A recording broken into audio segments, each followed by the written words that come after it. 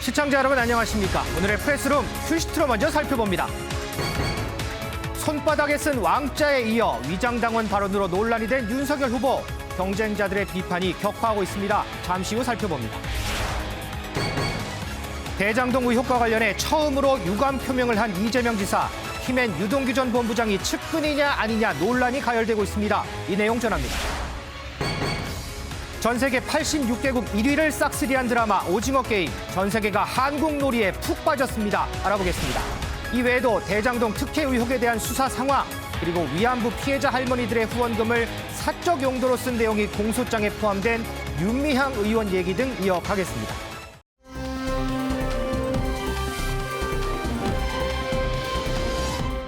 요 며칠 비 소식이 상당히 잦은 것 같은데요. 자, 김다현 캐스터 자세한 날씨 전해주시죠.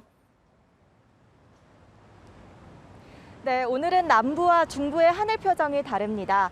중부지방은 흐린 가운데 현재 강원 중북부와 경기 북동부를 중심으로 비가 내리고 있는데요. 앞으로 서울을 포함한 수도권과 강원도로 점차 확대되겠습니다. 한편 남부지방은 대체로 맑겠고 한낮 기온이 30도 가까이 오르며 늦더위를 보이겠습니다. 비는 내일까지 길게 이어지겠는데요. 특히 강원 중북부에는 오늘 낮 동안 강하고 많은 비가 내리겠습니다.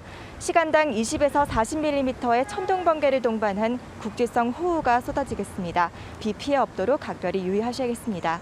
예상 강수량은 강원 중북부에 최고 100mm 이상의 많은 비가 집중되겠고요.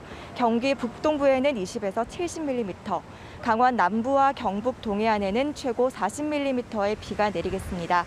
서울을 포함한 수도권과 그 밖의 지역은 5에서 20mm가 예상되고 수도권 지역은 소강 상태에 드는 곳이 많겠습니다.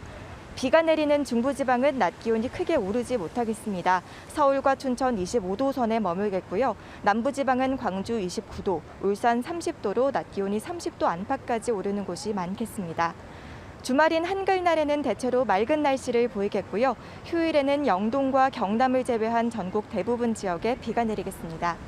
지금까지 여의도에서 날씨 전해드렸습니다.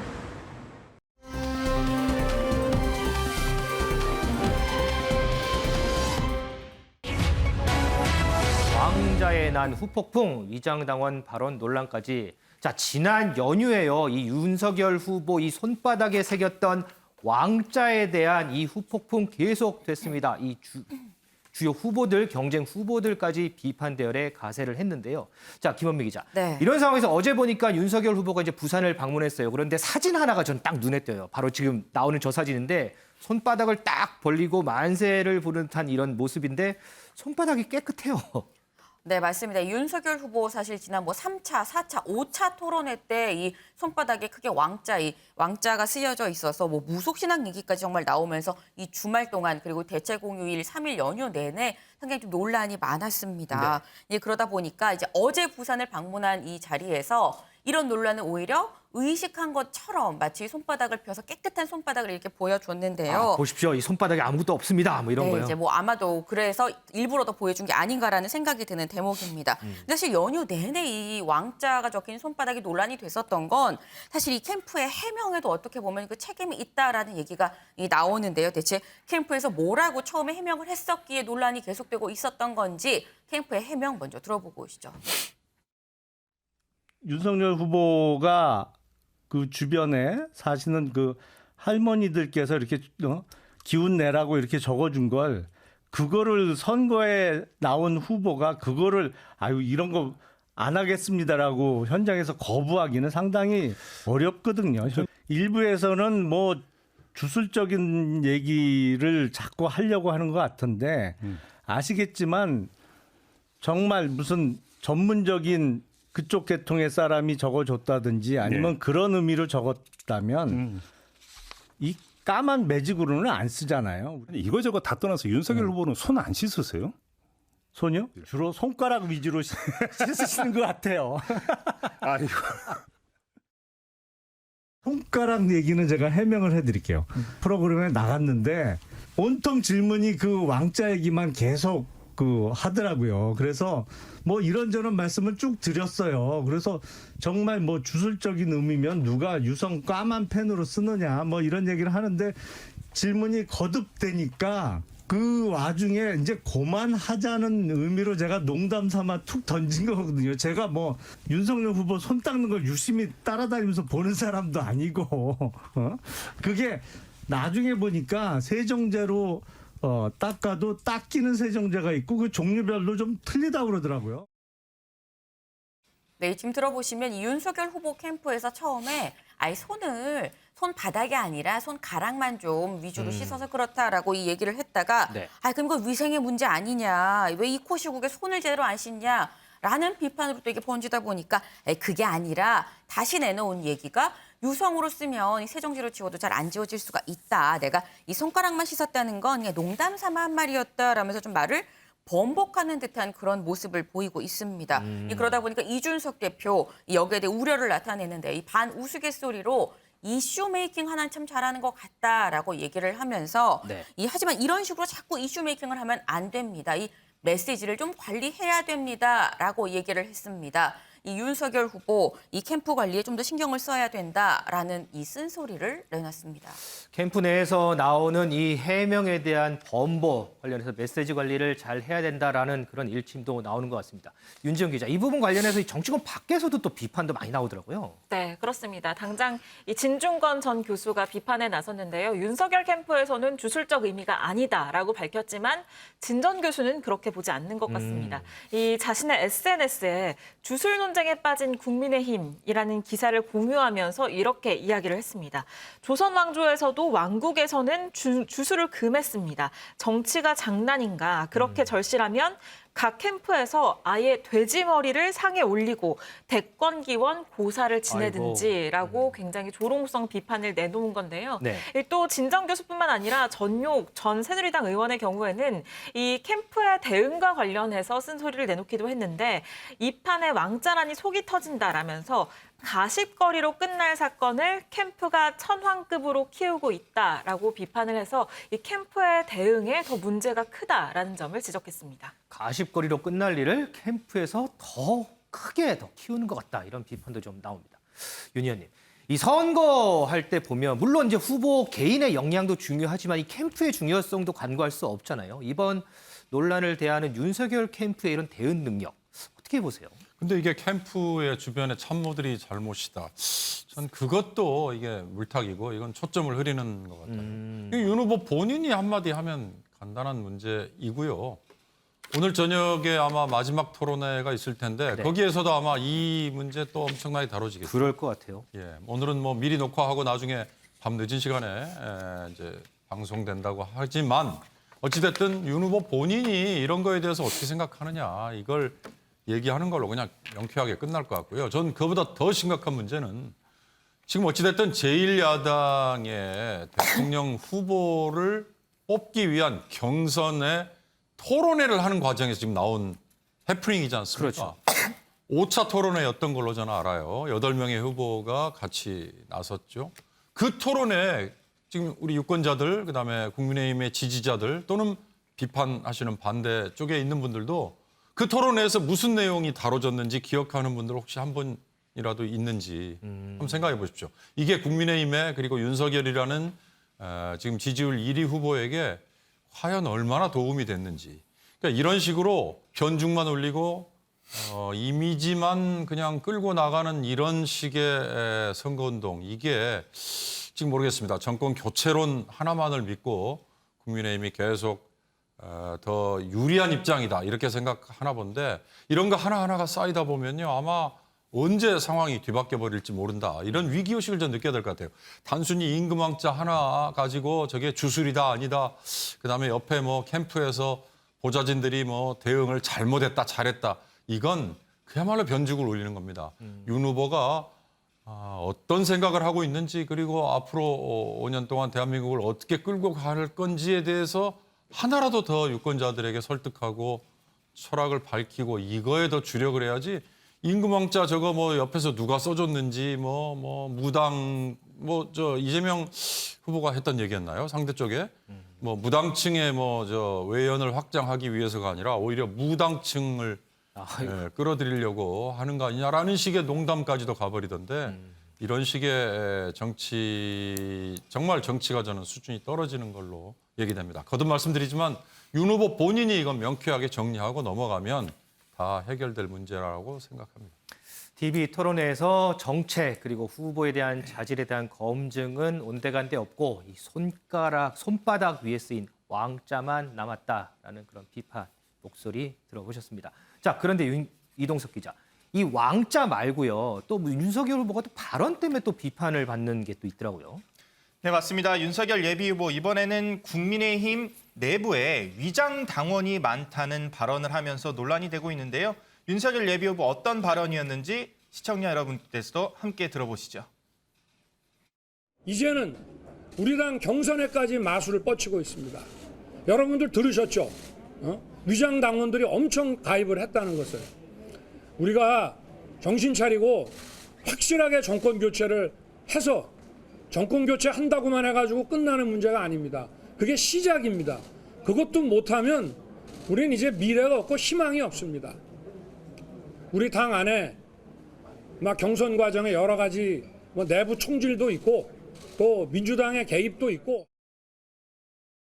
예, 윤석열 예비후보 지난 4개월간 국민의힘 당원 수가 26만 명대로 급증했다. 26만 명이 더 넘쳐났다 이러면서요. 국민의힘의 마수가 뻗치고 있다고 주장을 했는데요. 위장 당원들의 가입이 늘어났다면서 이는 민주당 지지자들이다. 이렇게 규정해버린 겁니다. 네. 위장 당원은 경선에서 결국 투표권을 행사할 것이고 결국 본선에 가서는 국민의힘 후보에게 투표하지 않을 것임을 강조하기도 했는데요. 일단 이에 대해서 유승민 예비후보, 윤석열 예비후보를 강하게 비판했습니다. 유승민 예비후보의 발언도 저희가 준비해봤는데요. 이어서 한번 들어보시죠. 오늘 윤석열 후보가 위장 당원들이 엄청 가입을 했다고 했는데. 예, 저도 이야기 듣고 깜짝 놀랐습니다. 왜냐하면 이준석 당대표 취임하고 나서 우리 당원들이 굉장히 많이 늘었는데 자칫 잘못하면 그분들을 위장 당원이라고 이렇게 칭하는 것 같아서 아마 그분들이 굉장히 좀 언짢을 수가 있지 않습니까? 그래서 윤 후보께서 위장 당원이라고 그렇게 주장을 하시려면 좀 증거를 내놓든지 아니 뭐 그 근거 없이 한 말이라면 우리 당원들께 깨끗하게 사과하시는 게 좋겠다고 생각합니다. 네, 국민의힘 당원 가입자 수 중에서는 2030 세대들이 급격히 늘어난 것으로 전해지기도 했는데요. 유승민 예비후보는 2030 당원이 위장 당원이냐 이렇게 반발하는 목소리를 냈습니다. 다른 후보들도 목소리를 냈는데요. 홍준표 캠프에서도 이 발언은 명백한 당원 모독이다. 당 차원의 엄중한 경고를 요구한다고 밝히기도 했습니다. 자, 이 기자, 이런 발언 때문에 비판이 막 쏟아지면 윤석열 후보, 난 그런 뜻이 또 아니다, 뭐 이런 해명 내놓지 않겠어요?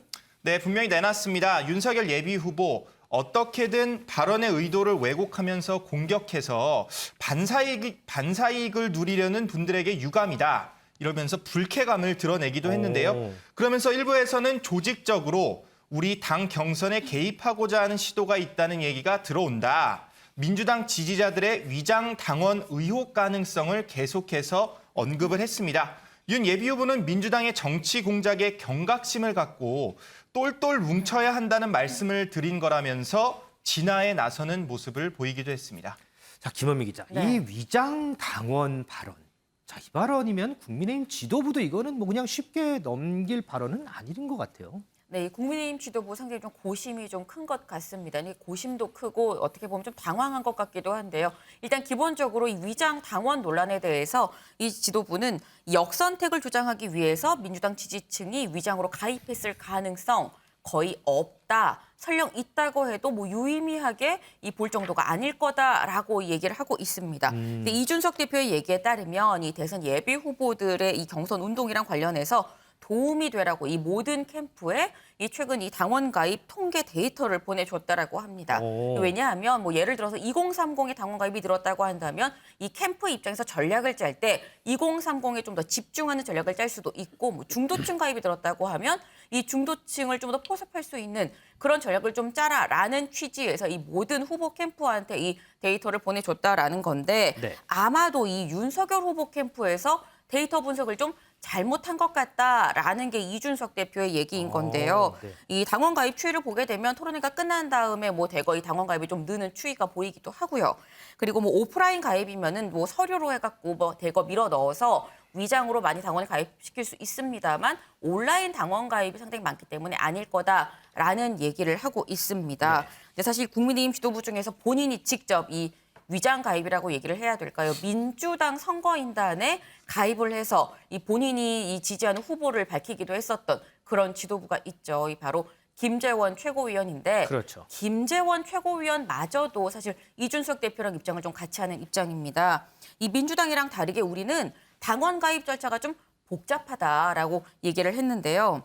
뭐 이 국민의힘에서는 뭐 민주당은 이 클릭 한 번이면 되지만 뭐 주민번호도 넣고 뭐 또 해야 되고 이 요구하는 정보가 많아서 단순하게 역선택을 조장하기 위해서 위장으로 가입하기가 쉽지 않을 거다라고 얘기를 했습니다.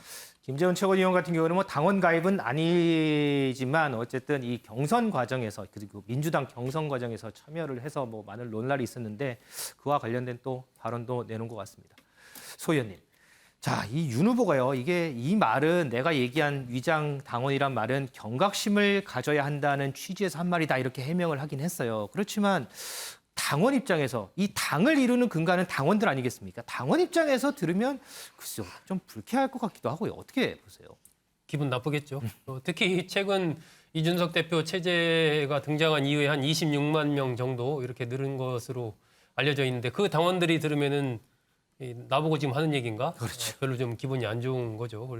그러니까 결국은 이게 당원들에 대한 어떤 일종의 좀 이 모독이라고 할까요? 이런 부분들도 좀 들어가 있는 것이고 한편으로 본다면 이 국민의힘의 성과 자체를 스스로 훼손하는 그런 부분들이에요. 결국은 이제 이준석 체제가 등장하면서 2030을 중심으로 한 젊은 당원들이 많이 늘었고 이런 부분들이 국민의힘의 새로운 변화와 혁신, 역동성들을 보여주는 그러한 부분으로 그동안의 미디어에서 주목을 했고 했는데 윤석열 후보의 저 말대로라면은 오히려 그런 이 당 지도부의 성과 자체가 좀 훼손되는 그런 부분이 있는 것이죠. 이 두 가지 측면을 기본적으로 깔고 가면서 저는 윤석열 후보의 발언을 보면서 윤석열 후보가 그 정보를 받는 채널이 상당히 잘못돼 있는 것 같다 하는 그런 판단을 가졌습니다. 그러니까 그것이 아까 이제 당 지도부가 후보들한테 쭉 줬다는 당원 가입의 데이터를 윤 후보가 해석을 잘못한 것 같다. 그렇게 볼 수도 있겠지만은 윤석열 후보의 그 말을 보면 마술을 뻗치고 있다. 위장 가입 당원이 엄청 늘었다. 여러분 알고 계시죠? 이 맥락은 누군가 윤석열 후보에게 그 얘기를 한 거예요. 그런 내용의 정보를 윤석열 후보한테 계속 준 겁니다. 누군가. 그러니까 윤석열 후보 입장에서 이거 많이 늘긴 늘었는데 그중에 위장 당원들이 상당히 있다. 이런 인식이 있기 때문에 저런 식으로 말이 나오는 것이지 그냥 단순한 경각심 정도만 가지고는 저런 워딩이 나오기가 힘들 걸로 저는 보거든요. 그렇기 때문에 윤석열 후보 주변에 있는 참모진들의 구성이 이게 너무 이 강성 이 보수 쪽 인사들 이런 인사들이 좀 정보를 좀 많이 주는 것 아닌가 하는 제가 보기엔 좀 그런 판단이 듭니다. 그런 부분들이 하나가 있고 두 번째는 윤석열 후보 해명대로 이것이 그냥 어떤 경각심을 가지고 똘똘 뭉쳐야 한다는 생각에서 한 얘기다라고 얘기를 했는데 그것을 그대로 인정한다고 하더라도 내가 위장 당원들이 많이 늘었다라고 얘기를 할 때 이것이 미디어에서 어떻게 해석이 되고 당원들이나 당 지도부에서 이걸 어떻게 받아들여질 것인가에 대한 그 인식 자체가 별로 없는 거죠. 그것은 이제 이른바 뭐 정치적인 근육이 약하다 이렇게 볼 수도 있겠지만 이러한 방식의 그동안에 계속된 이 실수가 이것만이 아니지 않습니까? 그동안에도 보면 계속 윤석열 후보가 얘기를 하고 본뜻은 그게 아닌데 또 해명하는 이런 식의 계속 반복돼 왔단 말이죠. 이번 위장당원 건도 그랑 비슷한 그런 로드맵을 보여주고 있는데 그 부분에서는 윤 후보 자체의 인식에도 좀 문제가 있고 저는 그 안에 이 캠프 안에서의 그 정보를 주는 채널 이것에 대한 어떤 좀 게이트키핑이 잘 안 되고 있다라는 그런 생각이 좀 듭니다. 그러면 이 부분 조금 전에 우리가 이제 왕자에 대한 이 해명 관련해서 번복되는 논란들, 캠프 논란들 짚어봤는데 이 부분도 그럼 캠프의 역할과 또 연관이 되는 그런 부분인가요? 저는 그 부분 굉장히 심각하다고 봅니다. 그러니까 어떤 사안이 하나 터졌을 때 아니면은 뭐 어떤 사안 자체를 완전히 막을 수는 없겠죠. 근데 어떤 사안이 터졌을 때, 위기가 닥쳤을 때 그 위기에 어떻게 대응하느냐, 이것도 하나의 중요한 평가의 잣대인데, 이번 왕자 논란 같은 경우도 보면은 그 대변인이나 그 방송에 나와서 윤 후보 측을 대변하는 사람들이 내놓은 해명들이 일관성을 가지고 해명하는 게 아닙니다. 각자 자신의 그냥 시각에서 그냥 얘기를 하는 거예요. 이 얘기는 캠프 자체가 그만큼 체계화돼 있지가 못하다라는 것이고, 특히나 외부적인 이 소통, 이 스피커들이 얘기를 할 때는 조금씩 이 어법은 다를 수가 있지만 일관된 어떤 맥락을 가지고 얘기를 해야 되거든요. 네네. 근데 이번 같은 경우는 그런 부분들이 다 달랐고, 그걸 뭐 유성팬 지우는 이런 부분에 대한 해명도 다 달랐고, 나중에 윤석열 후보와도 또 해명이 또 달랐어요. 그러니까 저는 윤석열 후보의 문제가 이제 근본적이긴 하지만, 그 부분을 캠프가 역량 있는 캠프라면 그런 것들을 어느 정도 다 이렇게 좀 방어해 가면서 갈 수 있는데, 현재 어떤 문제인지는 저도 정확히 모르겠지만 윤 후보 캠프에서의 그 위기 대응 이런 부분을 보면은 여전히 뭔가 좀 체계화가 안 돼 있는 그런 모습을 보이고 있기 때문에, 이 부분에 대한 이른바 제로 베이스에서의 재점검이 필요하고, 그 부분에서는 아까 제가 말씀드린 대로 이 소통에서의 창구, 이 다양한 어떤 의견들을 들으면서 아, 이럴 수도 있겠구나라는 그러한 어떤 상호 크로스 체크가 되는 속에서의 의사결정이 나와줘야 되는데, 지금은 그렇지가 않은 것 같아서 그 부분에 대한 어떤 전면적인 좀 쇄신 보완 이런 것들이 필요한 시점이 아닌가 생각합니다. 자, 이 선거 과정에서 이 캠프 역량에 대한 상당히 중요성, 특히나 무엇보다 이 후보 본인의 이 발언에 대한 중요성도 상당히 좀 부각이 되는 것 같습니다. 자, 그런데 윤지영 기자, 네. 이 발언 때문에 논란이 된 게 지금 윤석열 후보뿐만 아니고 홍준표 후보도 지금 논란이 되더라고요. 무슨 발언 때문에 그런 거예요? 네, 그렇습니다. 홍준표 후보가 지난 3일 부산 지역 당원 간담회에서 한 발언이 도마에 오르고 있습니다. 네. 지금 보시는 저 발언인데요. 이 홍준표 후보 이렇게 얘기했습니다. 이 경쟁자들 일부가 자신을 막 물어뜯고 공격하는 걸 보고 참 속이 뒤집힌다라면서 하태경 의원을 겨냥해서요. 그때 우리 당을 쪼개고 나가고 우리 당을 해체하라고 하던 사람이 지금 와서 저렇게 하는 것에 속이 터진다라고 얘기를 했는데요. 그 속이 답답해지고 그렇다고 해서 쥐어팰 수도 없고라는 얘기까지 했습니다. 이 발언을 두고 하태경 후보 이 관련 발언이 담긴 영상과 녹취 파일까지 공개를 하면서 좀 나아질 줄 알았더니 막말 본색은 여전하다. 어떻게 같은 당 경쟁 후보를 두고 저렇게 막말을 할 수 있나. 사과하라라고 사과를 촉구하고 나섰는데요. 여기 홍준표 캠프도 지지 않고 있습니다. 누구를 특정하지도 않았는데 하태경 후보 혼자서 발끈하고 있다면서 막말이라고 해석하는 건 자유지만 사과할 생각은 없다라고 맞받아쳤는데요. 이 말씀 앞서서 드린 것처럼 오늘 2차 컷오프 전 마지막 토론회가 있기 때문에 여기에서도 이 막말 논란을 두고 이 하태경 후보와 홍준표 후보의 공방이 이어질 것으로 보입니다. 홍준표 후보는 하태경 후보를 콕 집어서 한 건 아닌데 왜 하태경 후보가 이렇게 발끈하느냐, 뭐 이런 캠프 측의 또 해명이 나왔습니다. 앞서 얘기한 대로 오는 8일이죠. 지금 국민의힘 경선 주자들 8명인데 딱 절반 끊어서 4명으로 압축하는 컷오프가 있습니다. 이 컷오프를 앞두고 오늘 저녁에 마지막 TV 토론회가 있습니다. 저희가 지금까지 나왔던 논란들, 자, 각 후보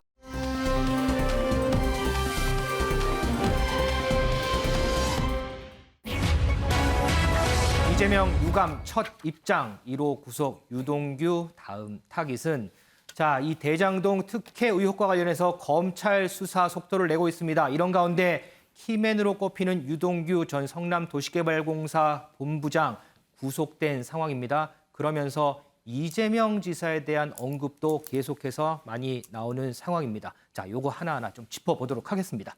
자, 김현미 기자. 네. 앞서 이제 키워드도 잠깐 나왔지만 이재명 지사가 이번 의혹과 관련해서 처음으로 유감 표명을 했어요. 네, 맞습니다. 이재명 지사, 이 유동규 전 본부장이 내 측근은 아니지만 만약에 유 전 본부장이 이번 대장동 사건에 연루가 된다고 한다면 내가 도의적인 책임을 지겠다라고 했었는데, 이 도의적 책임, 바로 이 유감 표명이었습니다. 이 지사의 얘기 직접 들어보고 오시죠. 3,000여 성남시 공무원과 또 1,500여 명의 산하기관 소속 임직원에 대한 관리 책임은 당시 성남시장이든 제게 있는 것이 맞습니다. 과거 제가 지휘하던 직원이 또 제가 소관하고 있는 사무에 대해서 이런 불미한 일에 연루된 점에 대해서는 매우 안타깝게 생각합니다. 살피고 또 살폈지만 그래도 부족했던 것 같습니다. 노벨이 화약 발명 설계를 했다고 해서 알카에다의 9.11 테러를 설계한 것이 될 수는 없습니다. 휘하 직원의 개인적 일탈이나 이런 것에 대해서 사퇴를 하면 대한민국 모든 공직자 다 사퇴해야 됩니다. 그럼 뭐 한전 직원이 그 뇌물 받고 부정행위하면 대통령이 사퇴합니까? 네, 지금 들어보시면 내 아래에 있는 직원이 연루된 점에 대해서 참 안타깝게 생각을 한다라고 얘기를 합니다. 네. 그러면서 한 얘기가 안타깝지만 이 한전 직원이 비위 사실, 그러니까 뭐 잘못을 저질렀다고 해서 대통령이 사퇴합니까? 라고 이렇게 얘기를 했는데요. 다시 말해서 이 휘하에 정말 수만 명의 직원이 있다고 하면은 그 중에 한 명이 잘못을 저지르면 이 최고 책임자가 이 책임을 지는 게 맞느냐. 유동규 전 본부장은 나한테 이 밑에 있는 수만 명의 직원들 중에 한 명일 뿐이다라는 점을 좀 강조하고 있습니다. 이재명 지사 그동안 이 대장동 관련 의혹에 대해서 이 공영개발로 전환을 해서 5,500억 원의 수익을 성남 시민에게 돌려줬다라는 얘기를 했을 뿐입니다. 하지만 이번에 유동규 전 본부장이 구속되면서 처음으로 유감 표명을 내놨습니다. 앞서 보신 것처럼 그 관리 책임은 당시 성남시장이었던 제게 있습니다라는 유감 표명을 내놨는데 확실하게 그럼에도 불구하고 이번 의혹과 관련해서 본인의 책임, 입장과는 확실히 선을 긋는 모습이었습니다. 자, 윤지영 기자. 네. 이런 선 긋는 모습에 대해서 국민의힘의 공세는 더욱 세지는 것 같아요. 네, 그렇습니다. 김기현 원내대표는 어제 긴급 기자회견까지 열었는데요. 여기에서 어떤 이야기 나눴는지 영상으로 확인해 보시죠. 이 후보가 아무리 발뺌하려고 해도 이 후보와 구속된 유 씨를 정치, 경제 공동체로 볼 수밖에 없는 여러 가지 의혹들이 계속 제기되고 있습니다. 뇌물을 받으면 대통령이 사퇴하냐면서 회계망측한 논리로 책임을 회피하려 하고 있습니다. 이런 사장이 시켰는데 지금만 구속합니까?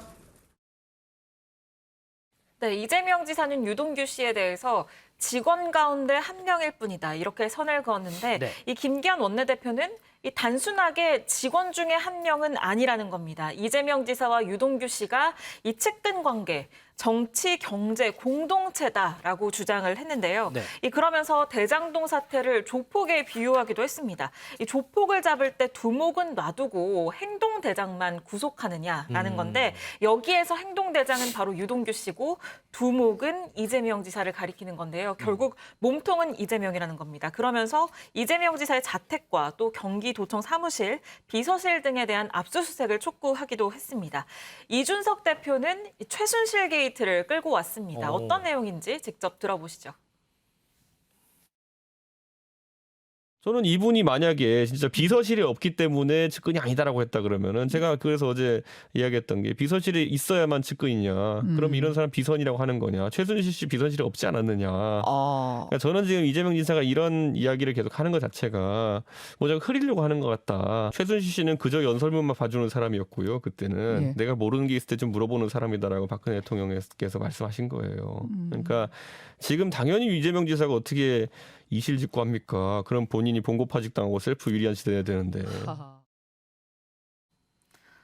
네, 최서원 씨도 비서실에 있진 않았다. 하지만 측근이었다. 이 유동규 씨 역시 비서실에 있어야만 측근이겠냐라고 이렇게 반문을 한 겁니다. 또 앞서서 이재명 지사가 이준석 대표를 향해서 봉고파직하고 위리안치하라. 그러니까 스스로를 파직하고 또 유배지로 가둬라. 이런 얘기를 했는데 이 얘기를 이재명 지사에게 그대로 돌려주기도 했고요.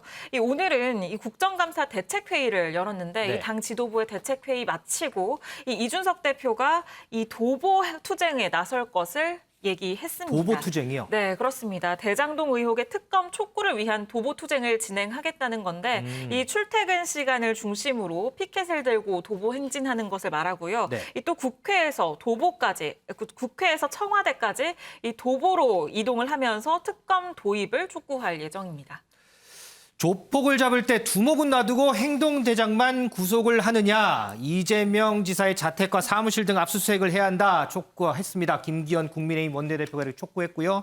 이준석 대표는 비서실에 있어야만 측근이냐. 그렇다면 이 최서원 씨는 비서실에 있었기 때문에 측근으로 꼽히는 것이냐 이렇게 비판을 했습니다. 이동석 기자. 이런 국민의힘의 공세에 이재명 지사 역시 단호하죠?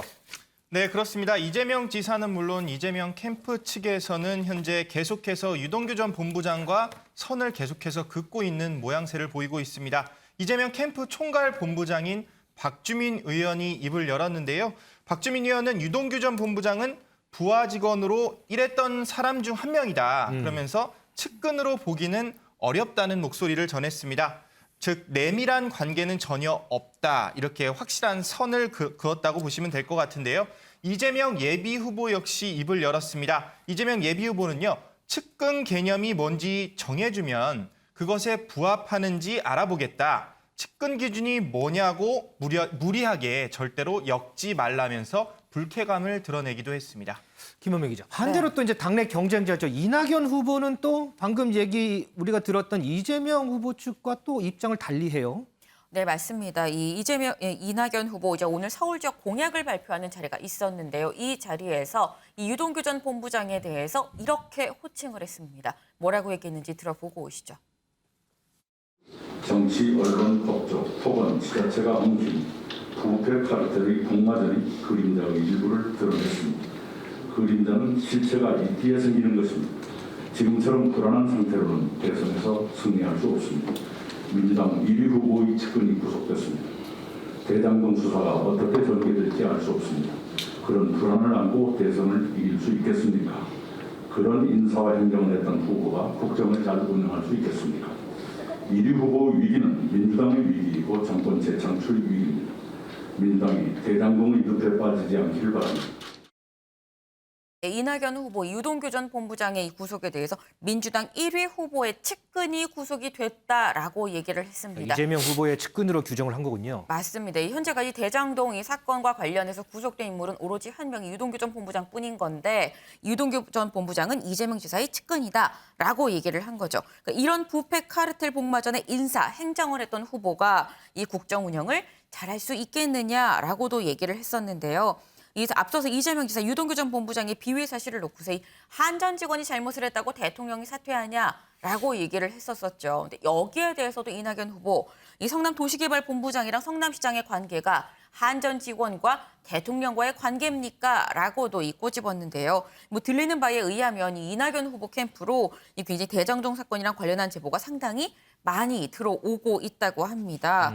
그런데 이제 이낙연 후보가 이 제보 내용을 다 이재명 지사를 공격하는 공격 수단으로 삼지 못하는 이유, 네.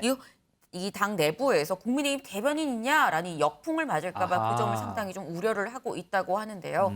이 때문에 할 말이 굉장히 많은데도 불구하고 할 말을 다 하지 못하는 이런 딜레마에 빠진 형국입니다. 이 부분은 제가 두 분께 간략히 좀 여쭤보고 싶어요. 지금 유동규 전 본부장이 이재명 지사의 측근이냐 아니냐 이런 공방이 많은데 당내 경쟁자 이낙연 후보조차도 1위 후보의 측근이 구속이 됐다 이런 규정을 했거든요. 여기에 대해서 이재명 후보가 이런 얘기를 했어요. 측근의 기준이 무엇이냐 이렇게 반문을 했는데 자, 측근의 기준은 뭘까요? 윤경호 의원님 어떻게 보세요? 지금 이재명 후보의 캠프에 유동규라는 사람이 관여하지 않았죠. 경기관광공사 사장을 끝으로 진작에 떠났다 그랬으니까. 지금 대선 후보로서의 이재명 후보의 측근이냐 아니냐 이건 논란의 여지가 없이 당연히 곁에 없었으니까요. 그러나 지금 유동규라는 사람이 왜 관심을 끕니까? 대장동 프로젝트라는 어마어마한 일에 성남도시개발공사의 사장이 없을 때 기획본부장으로 사실상 사장 대행 역할을 했던 바로 그것 때문이거든요.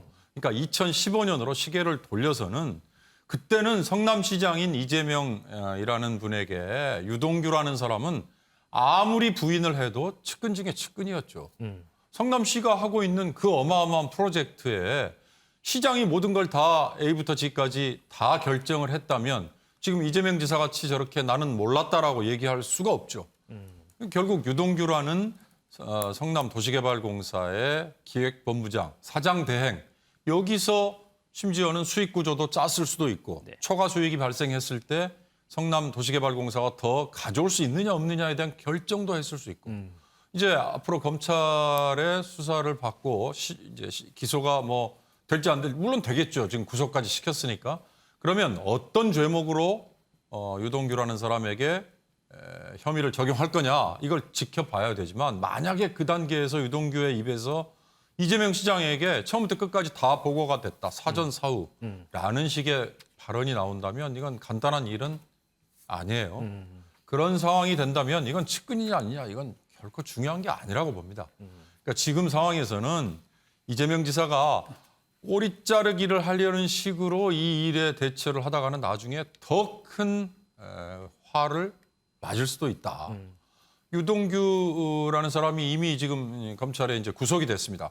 구속이 됐느냐 안 됐느냐 하나만 가지고 벌써 유동규가 죄가 있다 없다를 예단하는 거 이것도 웃기는 거죠. 그렇죠. 아직 이번에 수사 구속영장에 횡령도 있고 그다음에 배임 부분도 있다는데 배임이라는 게 정말로 성남 도시개발공사가 더 많은 이익을 가져올 수 있는데 그걸 의도적으로 방치했거나 외면을 했다. 심지어는 제3자를 동원해서 자기가 이익을 취해놓고 실제로는 아닌 것처럼 했다. 만약에 이런 게 드러났다면 그 돈이 그럼 또 어디로 갔겠느냐. 그렇죠. 이걸 지금 규명을 해야 되는 거 아니에요. 그러니까 유동규가 이번에 구속이 됐다 안 됐다를 가지고 이렇게 양쪽에서 호들갑을 떠는 거 전 이건 의미가 없다고 봅니다. 지금 특검 얘기를 하는데 검찰에서 하고 있는 것만으로도 제가 보기엔 이미 언론에서 밝혀낸 곽상도 아들에게 간 50억, 그다음에 박영수 전 특검 주변에 거래가 됐다는 100억, 그다음에 딸 아파트 등등 이미 언론에 의해서 확인이 된 자금 흐름이 밝혀진 것만이라도 검찰이 빨리 그들을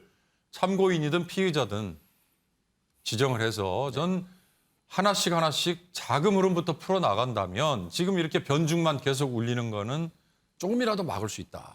그렇다면 필요 없는 논란은 많이 줄일 수도 있다. 저는 그런 생각이 듭니다. 자, 그러면 소 의원님이 생각하는 측근의 기준은 뭔가요?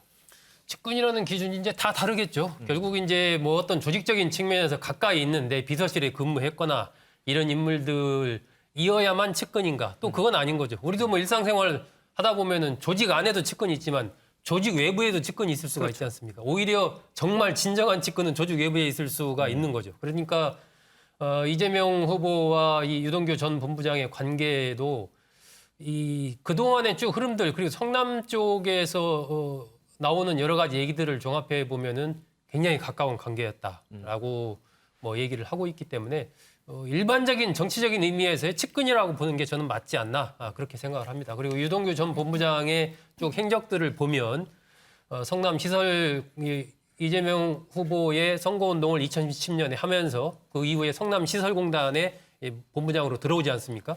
그리고 나서 있다가 다시 또 2014년 선거 앞두고 사직하고 나가서 선거를 다시 돕고 그 이후에 다시 들어와서 이제 성남 도시개발공사 이름이 바뀐 여기에서 또 본부장을 또 맡아요. 그리고 나서 사장 대행까지 하면서 여러 가지 일을 처리를 하고 이재명 후보가 지사가 되고 나서는 경기관광공사 사장, 차관급 이걸 지내지 않습니까? 이런 일련의 흐름들만 딱 보면은 이것이 정치적으로 상당히 가까운 그런 부분들 아니면은 사실 이런 어떤 직함을 쭉 갖고 가는 부분이 과연 가능하겠느냐라고 얘기하는 것은 저는 뭐 합리적인 그런 의심이다라고 생각을 하기 때문에 이재명 후보의 측근으로 보는 게 맞다라고 보고 이재명 후보가 해명하는 부분들이 저는 참 군색한 해명을 하고 있다. 어떤 부분? 3,000명 성남시, 뭐 1,500명 산하기관의 임직원 중에 어떤 관리 책임은 당시 성남시장이었던 내게 있다. 이런 부분들을 얘기를 한다라든지 노벨 얘기를 하면서 알카에다의 9.11 테러를 그러면 노벨이 뭐 설계한 것이 될 수는 없는 거 아니냐 이런 식의 해명을 한다는 한전 직원의 잘못은 대통령이 책임져야 되느냐. 이러한 지금 이재명 후보가 하고 있는 이러한 것과 유동규 전 본부장과 이재명 후보와의 관계에서 국민들이 생각하는 건 완전히 다른 문제예요. 이것은. 그러니까 이재명 후보는 어떻게 보면은 유동규 전 본부장과 나는 지금 관련이 없다. 내 측근이 아니다라는 얘기를 하고 싶어서 이제 여러 가지 비유들을 가져오고 있는데 이 비유가 지금 상황과 너무 안 맞는 지금 비유를 하고 있는 거죠. 그 얘기는 상당히 이제 이재명 후보가 좀 군색한 해명을 하고 있다라고 보여지고 자꾸 이제 유동규 전 본부장과의 고리를 끊어내려고만 자꾸 하고 있다 보니까 이제 그런 해명이 나오는 것인데 저는 글쎄요 모르겠습니다. 이게 실질적으로 이재명 후보가 뭐 관련해서 이 돈을 받았을 것이다. 저는 그렇게 보고 있지는 않거든요. 뭐 아직 뭐 연루 의혹 드러난 것도 없죠. 드러난 것도 없고 앞으로도 아마 그렇지는 않을 거다. 설마 돈 받았겠나 하는 뭐 전 추측이지만 그런 생각을 갖고 있는데 단지 어쨌든 이번 일을 처리하는 과정에서 유동규 전 본부장이 이 이른바 초과이익 발생했을 때 그 부분에 대해서 안전장치를 왜 두지 않았을까 이런 부분과 관련해서 이제 여러 가지 의혹들이 제기가 되고 있는 그 부분에서 일정 책임이 있을 수는 있겠지만 뭐 그냥 제가 보기에는 그 이재명 후보가 직접 뭘 받았다는 이럴 가능성은 저는 거의 없다. 이렇게 보는 조금 그런 측면에서 이재명 후보가 이 사안을 바라보는 해명도 좀 어느 정도 납득할 수 있는 해명을 해야지 너무 이렇게 좀 이 군색한 해명만을 내놓으면 오히려 더 의혹이 커질 수도 있다 이런 생각이 듭니다. 자, 이재명 후보와 유동규 전 본부장은 어떤 관계였느냐 이 공방은 앞으로도 계속되지 않을까 싶습니다.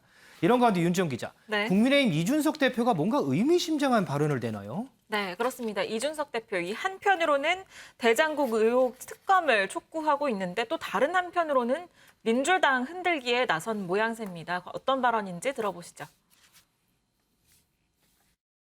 이 자료의 상당 부분은 그 민주당 내 경선 과정 중에서 민주당 내 다른 파벌이 이제 사실 자료를 들고 있는 것으로 보이는데 옛날에 이명박 대통령 자료는 박 대통령이 다 들고 있었고 저쪽에 다 들고 있었고 박 대통령 자료는 이명박 대통령도 들고 있었고 나중에 그거 10년씩 이제 다들 들고 터뜨리다가 지금 두 분 다 문제된 거 아닙니까? 언론사들이 단독 기사를 계속 내고 있지 않습니까? 그런데 그런 걸 보면요. 야, 우리는 진짜 이 민주당 내 구조도 파악 못 하겠는데 이걸 어떻게 다 알지? 하는 내용들이 좀 있습니다. 그렇기 때문에 이거는 저는 강한 의심이 갑니다. 계속 그런 자료가 예를 들어 나오게 된다고 하면은 수사의 열기가 잡히게 되는 것이고 그러면 저는 수사의 진척이 있을 거다. 지금까지 치열한 경선을 위해 가지고 다른 파벌이 당내에서 준비한 것보다는 아마 못하지 않을까. 네, 과거 이낙연 캠프의 좌장이죠. 서른 의원은 이런 이야기를 했었습니다. 이 제보가 많이 들어오지만 우리는 수사권이 없어서 일일이 오픈할 수가 없어 답답한 부분이 많다. 굉장히 묘하게 읽히는 발언인데요. 이런 발언들로 유추해 본다면 이준석 대표가 다른 파벌이라고 얘기한 것 결국에는 이낙연 캠프를 언급하는 것으로 보입니다. 그 이후에는 이 지난 2007년 대선을 예로 들었는데 결국에는 당시 MB 그리고 박근혜 당시 후보의 정말 아킬레스건이 되는 자료는 서로가 들고 있었다. 그 근거로는 지금 나오고 있는 의혹들이 국민의힘에서는 알 수 없는 내용이다라면서 결국에는 이낙연 후보 측에서 흘러나오는 게 아니겠나라는 유추가 가능한 이런 발언들을 내놓고 있습니다. 자, 그럼 이번 의혹에 대한 이 검찰 수사 상황도 좀 살펴보겠습니다. 검찰이 이 수사를 통해서 풀어야 할 고리 여러 갈래들이 있습니다. 그중에 하나가 앞서 저희가 관계에 대해서 얘기를 했지만 지금 유동규 전 본부장 그리고 화천대유 최대 주주적 김만배 씨에 대한 두 사람 어떤 관계냐 이 부분도 좀 풀어야 할 숙제인데 자, 김원미 기자. 네. 어쨌든 이 두 사람의 관계를 규명하는 게 이번 의혹에서 풀어야 할 첫 단추인 건 맞는 거죠. 네, 그렇습니다. 이번 대장동 사건을 좀 한마디로 좀 정리를 해본다고 한다면 공영 개발을 명목으로 지자체 그리고 민간 사업자가 짜고 시민한테 들어가야 될 몫의 돈을 착복을 한 걸로 의심이 되는 사건이다라고 이 말씀을 드릴 수가 있을 것 같은데요. 네. 여기서 이 지자체가 이 성남도시개발공사 그리고 이 민간 사업자가 화천대유 천화동인 이 김만배 씨 이 두 사람이 이 대표되는 이 둘이라고 볼 수 있겠습니다. 때문에 이 둘의 관계가 잘 드러나야 다시 말해 둘이 어떻게 이 짰는지가 잘 드러나야 이 죄값을 청구할 수 있다, 형사처벌을 받게끔 할 수 있다라고 볼 수가 있는 건데 현재까지 일단 알려진 바를 좀 살펴보게 되면 유동규 전 본부장이 성남시 대장동 이 개발을 총괄을 했었었죠. 그러면서 이 화천대유 천화동인 이 김만배 씨 측에 이 개발 관련한 특혜를 주고 대신 이 김만배 씨 측은 개발 이익의 25%를 처음에 주겠다라고 약속을 했다가 이 개발 이익이 상당히 가시화되니까 상당히 좀 커지게 되니까 700억이라고 이 금액을 좀 딱 이 명목을 얘기를 해서 700억을 주겠다라고 합의를 했었다라는 얘기가 지금 흘러나오고 있는 상황입니다. 네. 여기서 하나가 더 나온 게 실제로 이 김만배 씨 측에서 유동규 전 본부장한테 5억이 간 사실이 확인이 됐는데 물론 여기에 대해서 유동규 전 본부장 이 5억은 내가 빌린 거다라고 얘기를 하고 있고 이 700억이 약정이 돼 있었다라는 이 받기로 돼 있었다라는 부분에 대해서도 700억은 그냥 농담 삼아서 한 얘기다라고 이 혐의를 부인하고 있는 상황입니다. 자, 그리고요, 이동석 기자. 이 유동규 전 본부장이 과거 경력을 부풀렸다, 뭐 이런 의혹도 나오네요. 네, 맞습니다. 유동규 전 본부장 지난 2008년이었습니다. 설계사무소에서 약 2개월 동안 운전기사로 근무했다는 의혹인데요. 그런데 2010년 성남시설관리공단 기획본부장 임명 직후에 유 전 본부장은 이런 말을 했다고 합니다. 건축 분야에서 일한 건 만 3년 정도 된다. 기획 관련 일을 주로 했다고 자신을 소개를 했다는 건데요. 이에 대해서 설계사무소 측 관계자는 유동규 씨가 운전기사로 근무했는데 언젠가 찾아와서 자신의 경력을 일반직으로 근무한 걸로 변경해달라. 이런 말을 했다는 걸 내부에서 들었다. 이렇게 전한 겁니다. 이 말이 맞다면 결국 유동규 전 본부장은 과거 경력을 허위로 부풀렸다는 주장에 힘을 받을 것으로 현재 보이고 있습니다. 김은미 기자. 그런데 이 거의 이제 과거에 이제 허위 경력 관련해서 이전에도 또 논란이 좀 됐었다면서요? 네, 맞습니다. 그 부분에 대해서 이기인 성남시 의원이 이렇게 얘기를 했는데요. 이기인 의원의 얘기 직접 들어보고 오시죠.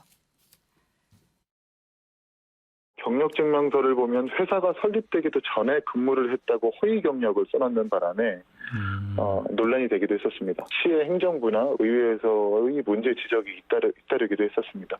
시청에서도 감사를 했지만 유야무야 좀 그냥 그렇게 흘러갔던 것으로 기억합니다. 어떤 한 전 직원이 사장 임명에 맞춰서 안방 드나들듯이 회사를 나갔다가 들어올 수 있겠습니까? 유동규 본부장은 한 전 직원급이 아니라 이재명의 핵심 역할을 했던 오른팔이었던 것이 확실합니다. 모를 수 없다, 알았을 거다, 이렇게 의견이 교차하고 있는 것 같은데요. 네네. 저는 모를 수 없다기보다 적극 알았을 것이라고 주장을 하고 싶습니다. 유동규 개인의 일탈로 보기에는 의유가 겪은 유동규 본부장은 그렇게 지능적이거나 치밀하지는 않았습니다. 공사를 운영하는 데 있어서 이 수조원 규모의 개발을 혼자서 개인의 일탈로, 개인의 계획으로 짜서 추진하기에는 다소 자질이나 역량의 논란이 있었었다, 부족했다. 들어보면 이 유동규 전 본부장이 성남도시개발공사 기획본부장으로 올 때 있은 경력에서도 이미 오류가 있었다. 해당 기업이 세워지기도 전에, 기업이 생기기도 전에 거기서 근무를 했었다라고 경력서에 썼더라라는 얘기를 하고 있는 건데 너무 티가 나는 거짓말이다 보니까 이 의회에서도 이 문제를 계속 제기를 했었고 시청에서도 이 문제에 대해서 감사를 했지만 결국 유야무야 넘어갔다. 어떻게 넘어갈 수 있었겠느냐. 결국 이재명 지사의 측근이니까 넘어간 거 아니냐라는 얘기를 하고 있는데요. 이런 같은 연유로 이기인 의원은 이번 대장동 설계 유동규 전 본부장이 혼자 한 게 아닌 것 같다라고 얘기를 하고 있습니다. 네. 이 기본적으로 경력 부풀리기 등의 어떤 이런 거짓말도 좀 치밀해야 되는 건데 지금 내가 겪어본 유동규 전 본부장을 보면 그런 자질이나 역량이 없는 사람이었다. 때문에 이 조단위의 개발을 유동규 전 본부장이 혼자서 설계했을 거라고 생각하지 않는다. 때문에 이 굉장히 가까운 사이인 이재명 지사가 공범일 거라고 본다라는 주장입니다. 자, 지금 이 주변에서 여러 가지 주장들이 흘러나오는 상황입니다. 이번 의혹의 또 다른 축이죠. 이 화천대유 대주주인 김만배 씨에 대한 검찰 소환도 조만간 이뤄질 거라고 하는데 자, 이런 주장들이 수사를 통해서 얼마나 진실로 밝혀질지 좀 지켜보도록 하겠습니다.